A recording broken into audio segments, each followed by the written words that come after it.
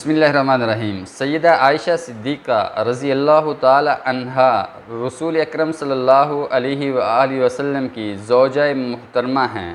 آپ ام المومنین ہیں۔ قرآن کریم نے آپ صلی اللہ علیہ وسلم کی ازواج مطہرات کے بارے میں جو بات کہی، جو بیان فرمایا، وہ ڈکلیریشن ہے۔ قرآن کریم فرماتا ہے النبی اولی بالمؤمنین من انفسہم وازواجہ امہاتہم۔ نبی کی ذات مومنین کے لیے ان کی اپنی ذات سے زیادہ عزیز تر ہے، اور جو نبی کی اہلیہ محترمہ ہیں، جو آپ کی ازواج مطہرات ہیں، وہ مومنین کی ماں کا درجہ رکھتی ہیں، اور ماں اس کا اسلام کے اندر اور مسلمان معاشرے کے اندر جو مقام ہے وہ بھی کسی شک اور شبہ سے بالاتر ہے۔ اللہ رب العالمین نے والدین کے باب میں سورہ بنی اسرائیل کے اندر یہاں تک فرما دیا کہ آپ ان کو اف تک بھی نہیں کہہ سکتے۔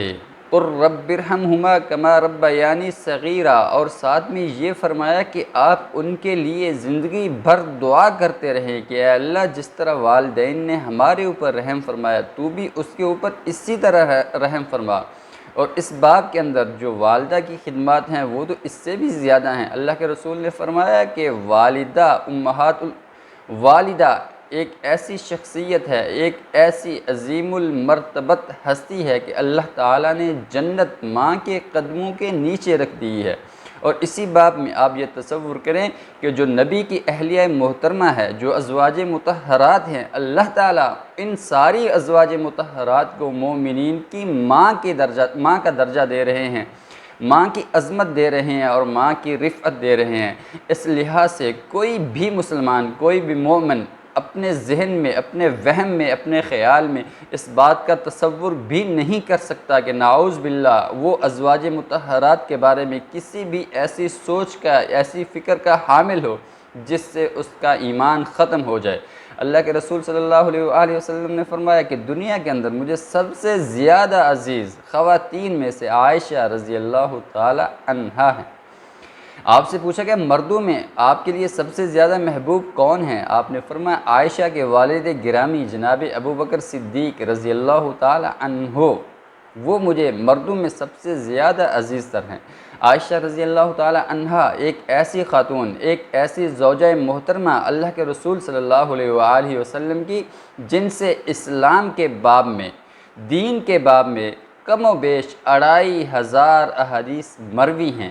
اللہ کے رسول صلی اللہ علیہ وسلم گھر کے اندر داخل کیسے ہوتے، گھر سے کیسے نکلتے، گھر کے اندر آپ کا کھانا کس طرح تھا، آپ کا پینا کس انداز سے تھا، آپ کا سونا کس انداز سے تھا، آپ کا جاگنا کیسا تھا، آپ کی عبادت کیسی تھی، آپ کا روزہ کیسا تھا، یہ ساری چیزیں عائشہ رضی اللہ تعالی عنہا نے اللہ کے رسول صلی اللہ علیہ وآلہ وسلم کی بیان فرمائی۔ 2500 احادیث ہیں جو عائشہ رضی اللہ تعالی عنہا سے مروی ہیں، اور جس کے ذریعے سے دین اور اسلام کی آبیاری ہوئی، آپ کی گھریلو زندگی کا پتہ چلا، اور وہ معاملات اور وہ مسائل عام مسلمان کے لیے، عام مومن کی سمجھ میں آئے کہ اللہ کے نبی علیہ السلام گھر کے اندر کس طرح سے زندگی گزارا کرتے تھے۔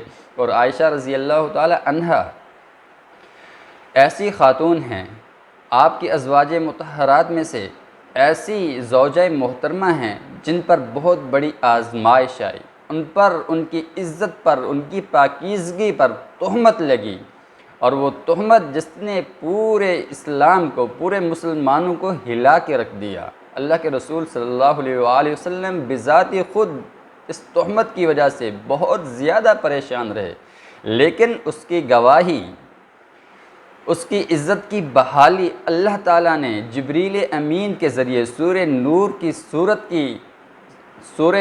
کی صورت میں قرآن کریم کے اندر نازل فرمائی، اور اللہ تعالیٰ نے یہ فرمایا کہ عائشہ کے اوپر جتنی بھی باتیں ہو رہی ہیں ان کے بارے میں وہ سب جھوٹ پر مبنی ہیں، اور عائشہ کی عزت اور آبرو کسی صورت بھی کم نہیں ہوئی بلکہ قرآن کریم کا حصہ بن گئی۔ اور جب تک قرآن کریم ہے، قیامت کی دیواروں تک عائشہ رضی اللہ تعالی عنہا کی تعظیم، آپ کی رفعت، آپ کی عظمت کی بات بھی ہوتی رہے گی۔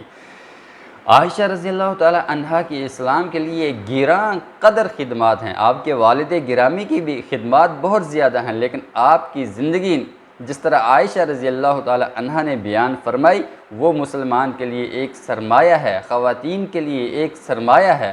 عائشہ رضی اللہ تعالی عنہا ایسی خاتون، ایسی زوجہ محترمہ کہ وہ نبوت کے تبسم کو ضیاء جانتی، وہ نبوت کے تبسم کو ضیاء جانتی ہے، باب عصمت پہ چمکنے کی ادا جانتی ہے۔